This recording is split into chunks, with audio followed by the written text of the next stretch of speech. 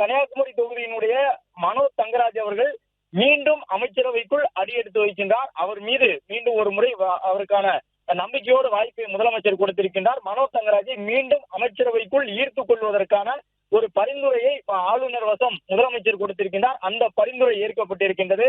அதே நேரம் சிவசங்கரை பொறுத்தவரை இந்த ஆட்சியில் கடந்த சில ஆண்டுகளாக 4 ஆண்டுகளாக அமைச்சராக இருந்து வந்த பொழுதும் சட்டப்பேரவையில் இருக்கக்கூடிய விவாதங்கள் உள்ளிட்டவற்றுக்கெல்லாம் முதலமைச்சர் சிவசங்கருக்கு கடந்த சில ஆண்டுகளாகவே முன்னுரிமை கொடுத்து வந்தார். எனவே சிவசங்கரை பொறுத்தவரை முதலமைச்சருடைய அந்த நற்பெயர் கொண்ட குட்புக்கில் இடம்பெற்றிருக்கின்றார் என்று சொல்லப்பட்டது. அதற்கு ஏற்ப மின்சாரத்துறை என்ற மிக முக்கியமான துறையை சிவசங்கர் வசம் கூடுதல் பொறுப்பாக முதலமைச்சர் வழங்குவதற்கு முன் வந்திருக்கின்றார்.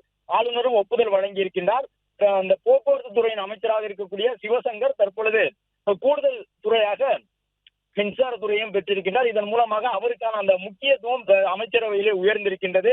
அரியலூர் பெரம்பலூர் மாவட்டத்தினுடைய ஒரு பிரதிநிதியாக பார்க்கப்படக்கூடிய சிவசங்கருக்கு அந்த முக்கியத்துவம் உயர்ந்திருக்கின்றது. அதே போன்று மூத்த அமைச்சர் ஈரோடு முத்துசாமி என்று அறியப்படக்கூடிய முத்துசாமி அவர்களுடைய வசம் மீண்டும் ஒரு முறை அந்த ஆயத்தீர்வைத்துறை, மதுவிலக்குத்துறை உள்ளிட்டவை எல்லாம் சென்றிருக்கின்றன. ஏற்கனவே செந்தில் பாலாஜி இந்த ஆட்சியிலே நீதிமன்ற வழக்கு காரணமாக சிறைக்கு சென்றதன் காரணமாக மூத்த அமைச்சரான முத்துசாமி வசம் தான் மதுவிலக்கு மற்றும் ஆயத்தீர்வைத்துறை ஒதுக்கப்பட்டது. அந்த துறை மீண்டும் அவர் வசம் கூடுதல் பொறுப்பாக வழங்கப்பட்டிருக்கின்றது.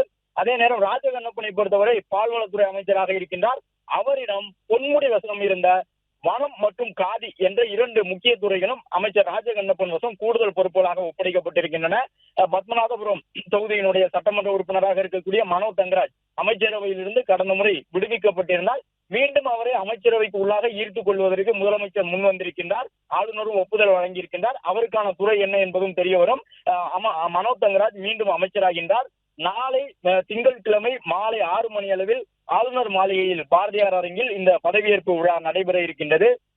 2 பேர் முக்கியமாக பொன்முடி அவர்களும் செந்தில் பாலாஜி அவர்களும் அமைச்சரவையிலிருந்து விடுவிக்கப்பட்டிருக்கின்றார்கள் என்பதுதான் இதில் மிக முக்கியமான செய்தி. அதே போன்று மனோஜ் தங்கராஜை மீண்டும் ஒரு முறை அமைச்சரவைக்கு உள்ளாக முதலமைச்சர் கொண்டு வந்திருக்கின்றார்.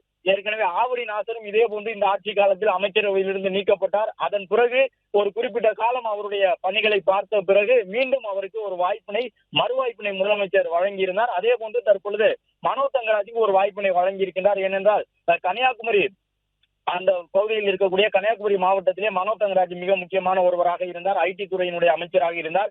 கன்னியாகுமரி மாவட்டத்திற்கே பிரதிநிதித்துவம் இல்லாதது போன்ற ஒரு சூழல் ஏற்பட்டது. இந்த நிலையில் தான் 1 ஆண்டின் சட்டமன்ற தேர்தலை எதிர்கொள்ள இருக்கின்றார்கள். அந்த அடிப்படையில் மனோஜ் தங்கராஜ் அவர்கள் மீண்டும் அமைச்சரவைக்கு உள்ளாக ஈர்க்கப்பட்டிருக்கின்றார்.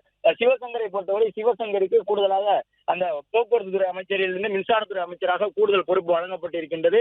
அதே போன்று மூத்த அமைச்சர் முத்துசாமி வசம் கூடுதலாக இந்த பொறுப்பு வழங்கப்பட்டிருக்கின்றது. மதுவிலக்கு மற்றும் ஆயத்தீர்வைத்துறை அமைச்சர் முத்துசாமி வசம் கூடுதலாக ஒப்படைக்கப்பட்டிருக்கின்றது. அமைச்சர் ராஜ கண்ணப்பன் வசம் கூடுதலாக வனம் மற்றும் காதித்துறை ஒப்படைக்கப்பட்டிருக்கின்றது. இனிமேல் அமைச்சர் சிவசங்கரை பொறுத்தவரை போக்குவரத்து துறை மற்றும் மின்சாரத்துறை அமைச்சர் என்று அமைச்சரவையிலே அறியப்படுவார். அதே போன்று முத்துசாமி அவர்களை பொறுத்தவரை வீட்டு வசதி மற்றும் மதுவிலக்கு ஆயத்தீர்வைத்துறை அமைச்சராக அறியப்படுவார். ராஜகண்ணப்பனை பொறுத்தவரை வனம் மற்றும் காதித்துறை அமைச்சராக இனிமேல் அறியப்படுவார் என்ற தகவலையும் தெரிவித்திருக்கின்றார்கள். பிளே ஸ்டோர் மற்றும் ஆப் ஸ்டோரில் இருந்து பாலிமர் செயலியை QR கோடு மூலம் பதிவிறக்கம் செய்யுங்கள்.